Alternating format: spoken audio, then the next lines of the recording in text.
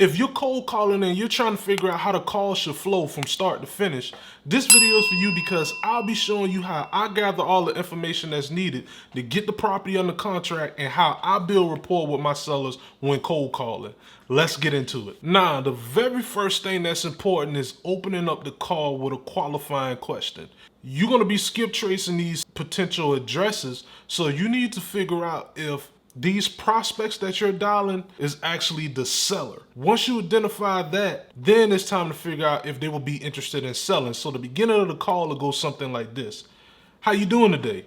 The seller say, hey, I'm fine. Who's this? You will respond and say, yeah, my name is David, and I was just wondering, would you be interested in selling your property at 123 Main Street? That's a qualifying question. You want to figure out if this is the actual seller, and you want to know if they're interested in selling that property. And they're going to answer that. If not, you move on to the next call. But once you do get past that part, it's time to build rapport and figure out what type of sellers you're dealing with. You're gonna have a red personality type seller that is more of an aggressive seller. You're gonna build rapport with them a certain way.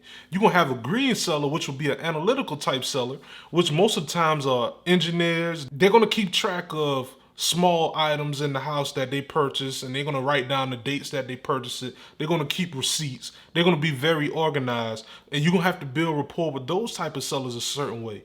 You're going to have a blue personality type seller, and they're going to be a social type seller, the ones that like to talk. If you don't match their tonality on the phone, you're going to lose that type of seller. So you need to make sure you build rapport with that type of seller a certain way. And you're going to have the yellow seller, which will be the type of seller that would love to give back to the community. They would love for you to say something like, hey, we put 10% aside for some type of charity or something like that. Those type sellers are the yellow type sellers because they love to give back to their communities. But those are the 4 personality types, and you need to learn how to identify these personality types when you get on the phone with them so you can have a better rapport building experience when talking to these type of sellers. If you enjoyed the video so far, just hit the like button, subscribe, and click the notification bell. And also leave a comment down below. Let me know if you started cold calling in your wholesaling business yet. If not, let me know why you haven't started yet, and let's get back into the video. Now, the next part of the process is the seller is going to give you a couple of different responses. They're going to either say, yes, I want to sell. No, I don't want to sell. So that means I'm not interested. You have the wrong number. I already sold the property. Don't ever contact me again. Or they may say, how did you get this number? Those are mainly all the responses that you're going to get. So you need to know how to deal with those type of responses. But if you have a seller that says, yes, I would like to sell, what is your offer? The next thing that needs to come out of your mouth is, I would love to make you an offer, but I just have to gather a little bit more information on the property. Would you have about 5 minutes so I can gather the information and make you a cash offer on your property? That's how the conversation should go. And at that point, especially if you're closing deals over the phone, it almost need to be like you're walking through the property over the phone and you imagining everything that the seller is saying. So you need to gather information such as, when was the last time the HVAC system was replaced? When did the last time they did any updates to the property? And then if they give you a short answer on a response like that, you need to be like, okay, so it sounds like you haven't done anything in the past 6-7 years. What is the condition of the bathrooms? What are the conditions of the bedrooms? Have you done any repairs or anything to the roof? Had the roof been replaced in the past 20 years or 10 years or 15 years? Those are the type of questions that you need to ask. And remember, don't make it sound like you're just reading from a strip. You need to be building rapport with the seller every step of the way, and anything that they give you, such as an item that's currently in the house or something that they want to talk about dealing with the property, look to go deeper into that to build rapport with the seller, to show them that you actually listening to the conversation. And remember, that's the best way to build rapport and win your sellers over. Now, after you gather all the information on the property condition, the next thing that you will have to do is figure out why they want to sell a property. The best way to get the information out the seller is say, hey, Miss Seller, it seems like this is a pretty nice property. You seem like you've done some repairs in the past, but let me ask you this. What makes you want to sell the property today? Just as simple as that. That's how you start the conversation, And I'm gonna tell you, some of the responses you're gonna get some sellers that say, hey, I just want to get rid of the property. There's no reason. But some sellers may have a hidden situation going on, such as a foreclosure. They got liens on the property and they getting ready to lose the property, and they not gonna want to admit to that over the phone because that's an embarrassing situation. The number one mistake that you shouldn't do is bring that distressed situation up. Let them admit to it, and guess what?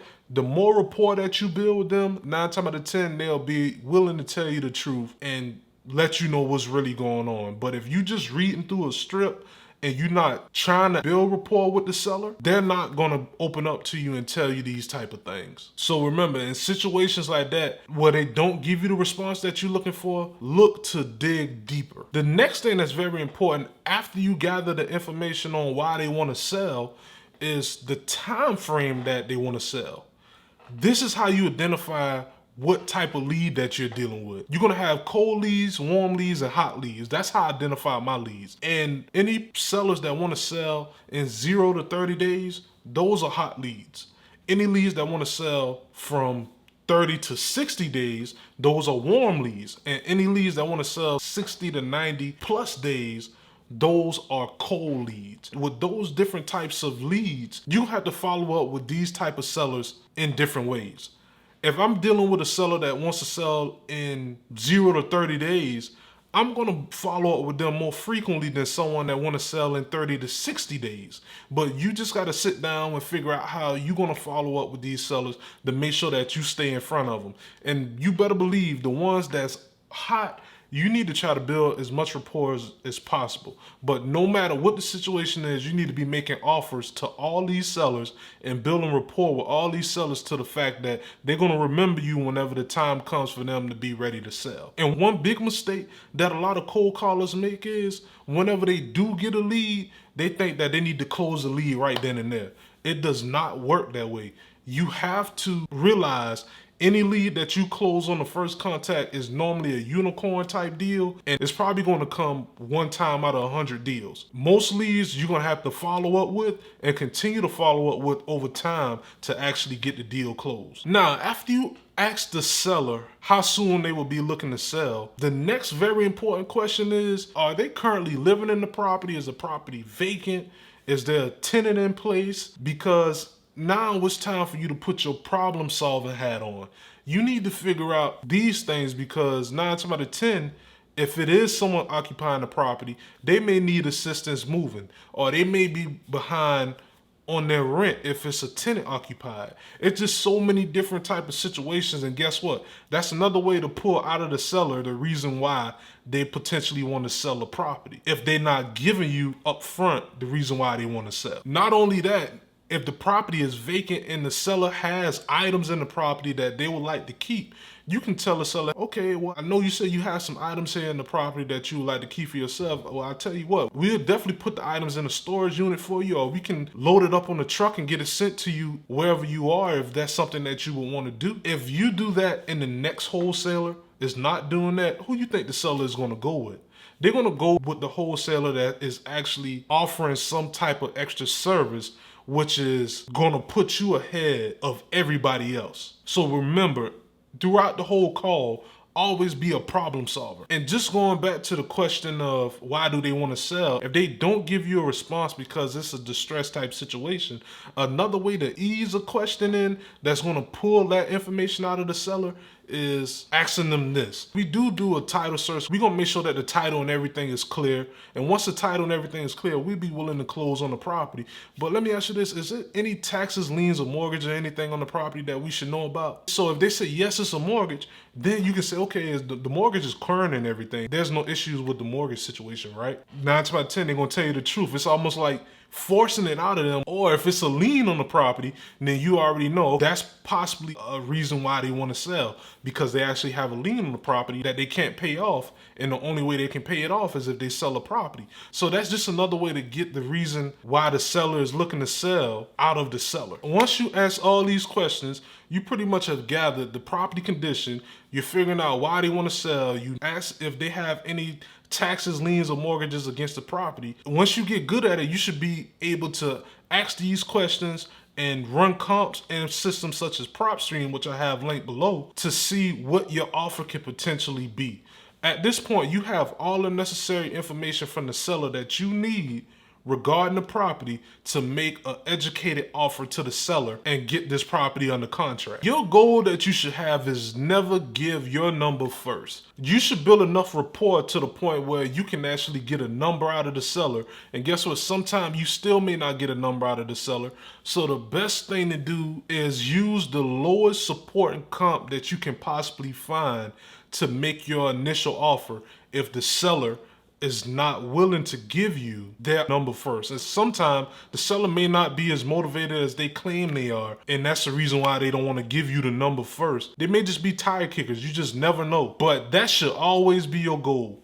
Get the seller's number first. Another mistake that wholesalers make, if they do run into a seller that gives them a number first and the number is actually close to their max allowable offer, they'll get happy on the phone and tell us, okay, let's lock it up right now. Never ever do that, because then the seller's gonna say, okay, well, this is somewhat of a red flag. They're happy to get this property locked up at this price. Maybe I'm trying to sell the property a little bit too low. And sometimes those type of sellers will ghost you, or they may come back a day or so later and say, hey, I decided that I want $10,000, $20,000 more than what I initially wanted. And guess what? That all happened because you made the number seem like it was a great number from the start. So make sure that you're not getting overly excited if the number actually works for you. Another thing that you should do is put the seller on a brief hold.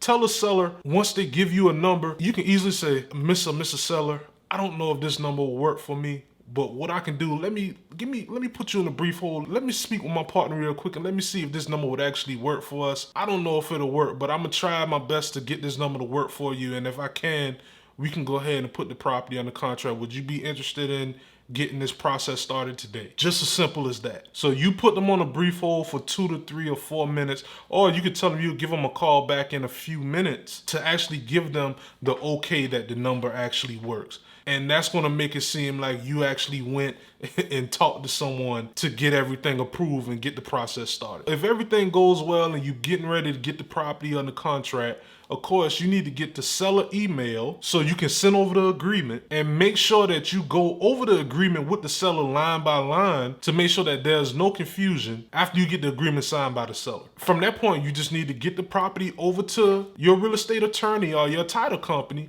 so they can do the title search and you can get the process started. Check out my cold caller setup video here, and I'll see you next time.